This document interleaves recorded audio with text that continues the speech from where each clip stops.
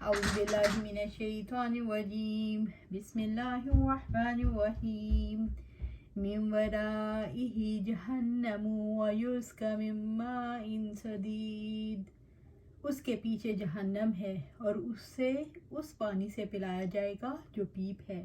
سورۃ ابراہیم آیا 16۔ من ورائہ جہنم، اس کے پیچھے جہنم ہے، یعنی ہر جبار کے آگے جہنم منتظر ہے، وہ اپنی ہلاکت کے بعد ضرور اس میں داخل ہوں گے۔ جہنم ہر حق کے دشمن کی گھات میں ہے۔ وَيُسْقَى مِن مَّاءٍ صَدِيدٍ، اور اسے اس پانی سے پلایا جائے گا جو پیپ ہے۔ صدید کا معنی پیپ اور لہو ہے۔ ابو امامہ رضی اللہ تعالیٰ عنہ روایت کرتے ہیں کہ آپ صلی اللہ علیہ وآلہ وسلم نے اس کے بارے میں فرمایا، صدید پیپ کا پانی جب دوزخ کے منہ کے قریب کیا جائے گا، یعنی دوزخی کے، تو اس سے نفرت کرے گا، پھر وہ قریب جائے گا تو چہرے کو بھون ڈالے گا اور اس کے سر کی کھال گر پڑے گی، اور پھر اسے پیے گا تو انتڑیاں کاٹ ڈالے گا اور پخانے کے مقام سے باہر نکل جائے گا۔ اور اس کے بعد رسول اللہ صلی اللہ علیہ وسلم نے اس آیت کی تلاوت فرمائی جو کہ سورۃ محمد کی آیت 15 ہے۔ وَسُقُوا مَاءً حَمِيمًا فَقَطَّعَ أَمْعَاءَهُمْ، دوسری سورۃ کاف کی آیت جو 29 ہے۔ وَإِن يَسْتَغِيثُوا يُغَاثُوا بِمَاءٍ كَالْمُهْلِ يَشْوِي الْوُجُوهَ بِئْسَ الشَّرَابُ وَسَاءَتْ مُرْتَفَقًا۔ اللہم اجرنا من النار، اللہم اجرنا من النار۔ اللہ سبحانہ تعالیٰ ہمیں حق کا ساتھی بنائے، حق کو پھیلانے والا بنائے، حق پر چلنے والا بنائے۔ يتجرأ ولا يكاد يسيغه ويأتيه الموت من كل مكان وما هو بميت ومن ورائه عذاب غلیظ، وہ اس کا گھونٹ گھونٹ پیے گا لیکن قریب بھی نہ ہوگا کہ حلق سے اترے، اور موت اس پر ہر طرف سے آئے گی حالانکہ وہ مرنے والا نہیں ہوگا، اور اس کے پیچھے ایک سخت عذاب ہے۔ سورۃ ابراہیم آیا 17۔ یتجرؤہ، وہ اس کا گھونٹ گھونٹ پیے گا، یعنی پیاس کی شدت کی وجہ سے گھونٹ گھونٹ پیے گا۔ ولا یکاد یسیغہ، لیکن قریب بھی نہ ہوگا کہ حلق سے اتارے، کیونکہ جب وہ منہ کے قریب لے کر جائے گا تو منہ کو جلا دے گا، اور پیٹ میں جانے کے لیے کہاں سے گزرے گا، انتڑیاں کاٹ دے گا۔ رب العزت نے فرمایا، اور ان کو گرم کھولتا ہوا پانی پلایا جائے گا تو ان کی آنتیں ٹکڑے ٹکڑے کر کے رکھ دے گا۔ سورۃ محمد آیا 15۔ اور اگر پانی مانگیں گے تو انہیں پگھلے ہوئے تانبے جیسا پانی دیا جائے گا جو چہروں کو بھون ڈالے گا۔ سورۃ الکاف آیا 29۔ یہ ہے بدلہ اور بلا شبہ سرکشوں کا یقیناً بہت ہی برا ٹھکانہ ہے جہنم، جس میں وہ داخل ہوں گے، سو بہت ہی برا بچھونا ہے۔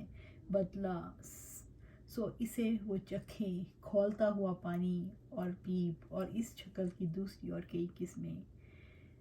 وَيَأْتِيهِ الْمَوْتُ مِنْ كُلِّ مَكَانٍ وَمَا هُوَ بِمَيِّتٍ، اور موت اس پر ہر طرف سے آئے گی حالانکہ وہ مرنے والا نہیں ہوگا، یعنی ہر عذاب اتنا سخت عذاب ہوگا کہ انہیں لگا کہ اب موت آئی، مگر اللہ تعالیٰ کے فیصلے کے مطابق موت نہیں آئے گی، جیسا کہ رب العزت نے فرمایا، نہ ان پر فیصلہ کیا جائے گا کہ وہ نہ مریں گے، اور نہ ہی جہنم کا عذاب ان سے ہلکا کیا جائے گا۔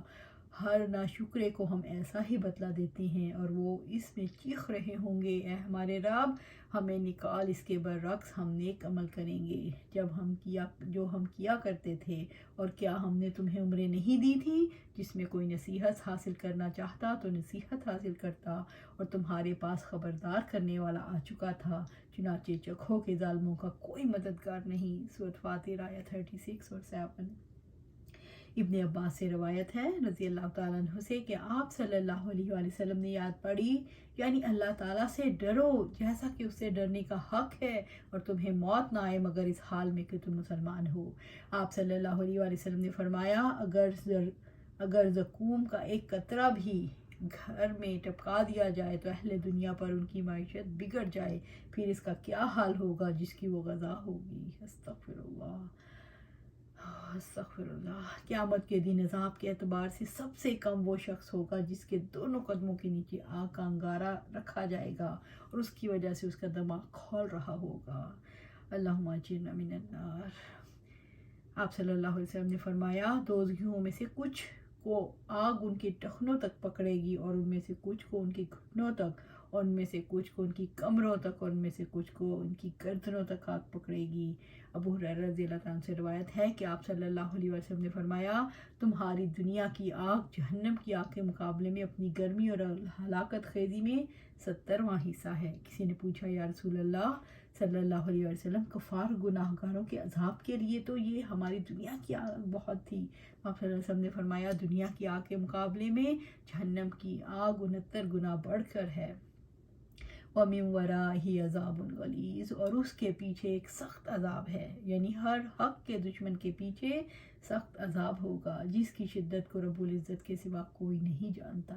مَثَلُ الَّذِينَ كَفَرُوا بِرَبِّهِمْ أَعْمَالُهُمْ كَرَمَادٍ اشْتَدَّتْ بِهِ الرِّيحُ فِي يَوْمٍ عَاصِفٍ لَا يَقْدِرُونَ مِمَّا كَسَبُوا عَلَى شَيْءٍ ذَلِكَ هُوَ الضَّلَالُ الْبَعِيدُ۔ جن لوگوں نے اپنے رب سے کفر کیا، ان کی اعمال کی مثال اس راہ کی طرح ہے جس پر ایک آندھی والے دن میں تند ہوا چل پڑے، جو بھی انہوں نے کمایا تھا اس میں وہ کسی پر قادر نہیں ہوں گے، یہی دور کی گمراہی ہے۔ سورۃ ابراہیم آیا 18۔ مثل الذین کفروا بربہم، جن لوگوں نے اپنے رب سے کفر کیا، مثال ہے اللہ تعالیٰ نے اپنے کافروں کے اعمال کی مثال دی ہے۔ اپنے رب کو جھٹلاتے ہیں، ان کی عبادت میں دوسروں کو شریک ٹھہراتے ہیں۔ اعمالہم، ان کے اعمال کی، ان اعمال سے مراد یا تو وہ اعمال ہیں جو بظاہر اچھے ہیں، یا وہ جو اپنے رب کی خاطر کیے، مثلا صلہ رحمی، والدین سے حسن سلوک، قیدیوں کو چھڑانا، قربانیاں وغیرہ۔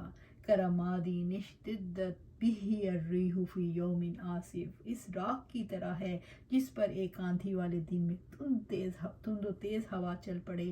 ان کے اعمال کی عمارت بنیاد راکھ ہے، یعنی ان اعمال سے نفع نہیں اٹھایا جا سکتا، جیسے راکھ سب سے گھٹیا اور ہلکی چیز ہے، جیسے آندھی والے دن سخت ہوا سے راکھ میں سے کچھ باقی نہیں رہتا، ایسے ہی کافروں کے اعمال کا بھی انہیں کوئی ثواب نہیں ملنے والا۔ لا یقدرون مما کسبوا علی شیء، جو بھی انہوں نے کمایا تھا اس میں سے وہ کسی پر قادر نہیں ہوں گے، یعنی وہ اپنے اعمال کا ثواب نہیں پا سکیں گے، کیونکہ وہ شرک پر مبنی باطل اعمال ہیں۔ انس بن مالک رضی اللہ تعالیٰ عنہ سے روایت ہے کہ آپ صلی اللہ علیہ وآلہ وسلم نے فرمایا، بے شک اللہ تعالیٰ کسی مومن سے ایک نیکی کا بھی ظلم نہیں کرے گا، دنیا میں اسے اس کا بدلہ عطا کیا جاتا ہے اور آخرت میں بھی اسے اس کا بدلہ عطا کیا جائے گا، اور کافر کو دنیا میں ہی بدلہ عطا کر دیا جاتا ہے جو وہ نیکیاں اللہ تعالیٰ کی رضا کے لیے کرتا ہے، یہاں تک کہ جب آخرت میں فیصلہ ہوگا تو اس کے لیے کوئی نیکی نہ ہوگی جس کا اسے بدلہ دیا جائے۔ ذالک هو الضلال البعید، یہی دور کی گمراہی ہے، یعنی یہ کوشش اور عمل جس کی نہ کوئی بنیاد ہے نہ استقامت، یہاں تک کہ وہ اپنے ثواب کو مفقود پائیں گے، یہ حق سے دور کی گمراہی ہے۔ رب العزت نے فرمایا، اور ہم ان کے ہر عمل کی طرف آئیں گے جو انہوں نے کوئی بھی عمل کیا تھا تو ہم اسے اڑتی ہوئی خاک بنا دیں گے۔ سورۃ الفرقان آیا 23۔ اس کی مثال جو وہ اس دنیا کی زندگی میں خرچ کرتے ہیں اس ہوا کی مثال ہے جس میں شدید سردی ہو، جو ایسے لوگوں کی کھیتی کو پہنچی جنہوں نے اپنی جانوں پر ظلم کیا تو اس نے تباہ کر دیا۔ اللہ تعالیٰ نے ان پر ظلم نہیں کیا بلکہ وہ اپنی جانوں پر خود ظلم کرتے ہیں۔ سورۃ آل عمران آیا 117۔ الم تر ان اللہ خلق السماوات والارض بالحق ان یشاء یذہبکم ویاتی بخلق جدید، کیا آپ نے دیکھا نہیں اللہ تعالیٰ نے آسمانوں اور زمین کو بلا شبہ حق کے ساتھ پیدا کیا ہے، اگر وہ چاہتے تو تم لوگوں کو لے جائے اور ایک نئی مخلوق لے آئے۔ سورۃ ابراہیم آیا 19۔ علم ترا، کیا آپ نے دیکھا نہیں اللہ رب العزت نے اپنے بندوں کو متنبہ فرمایا، ان اللہ خلق السماوات والارض بالحق، اللہ تعالیٰ نے آسمان اور زمین کو بلا شبہ حق کے ساتھ پیدا کیا ہے۔ اگر مخلوق غور کرے کہ وہ ہستی کتنی عظیم ہے جس نے وسعتوں والے آسمان اور زمین کو پیدا کیا ہے، تو وہ جان لیں کہ اللہ تعالیٰ دوبارہ پیدا کرنے پر قدرت رکھتا ہے تاکہ انہیں ان کے اعمال کی جزا دے۔ وہ جس نے عظیم آسمان بنائے، جس نے متضاد حرکتیں رکھیں، بڑی بڑی نشانیاں دکھائیں، جو سب کچھ پیدا کر کے تھکا نہیں، یقیناً وہ مردوں کو زندہ کرنے پر قادر ہے۔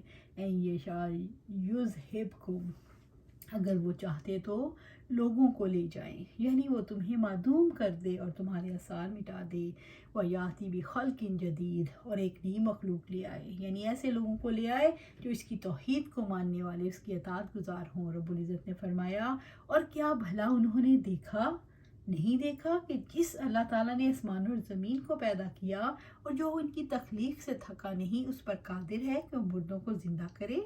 ہاں یقیناً وہ ہر چیز پر پوری قدرت رکھنے والا ہے۔ سورۃ الاحقاف آیا 33۔ وَمَا ذَلِكَ عَلَى اللَّهِ بِعَزِيزٍ، اور یہ اللہ تعالیٰ پر بالکل بھی دشوار نہیں۔ سورۃ ابراہیم آیا 20۔ وَمَا ذَلِكَ، یعنی موت کے بعد زندگی دینا، ایک قوم کے بعد دوسری کو اٹھانا، علی اللہ، اللہ تعالیٰ پر، یعنی وہ رب جو آسمانوں اور زمین کو تخلیق کر سکتا ہے، جس کے لیے طوفانوں سے ہر چیز کا اڑا دینا ممکن ہے، اس کے لیے کسی قوم کو اٹھانا یا گرانا مشکل نہیں۔ بعزیز، بالکل بھی دشوار، یعنی اللہ تعالیٰ کے لیے بہت ہی آسان ہے۔ رب العزت نے فرمایا تم سب انسانوں کا پیدا کرنا اور تمہارا دوبارہ اٹھانا ایک ہی نفس جیسا ہے، یعنی اللہ تعالیٰ سب کچھ سننے والا، سب کچھ دیکھنے والا ہے۔ سورۃ لقمان آیا 28۔ اور وہی ہے جو تخلیق کی ابتدا کرتا ہے، پھر وہی اس کا اعادہ کرے گا اور اس پر آسان ترین ہے۔ سورۃ الروم آیا 27۔ اللہ سبحانہ تعالیٰ سے دعا ہے کہ ہم حق کا ساتھ دیں اور حق پر چلیں، اور یہ کب ہوگا؟ جب ہم قرآن و سنت کے مطابق اپنی زندگیاں گزاریں گے۔ اللہ سبحانہ تعالیٰ ہمیں قرآن و سنت کے مطابق زندگی گزارنے کی توفیق عطا فرما اور اس پر جما دے۔ آمین یا رب العالمین۔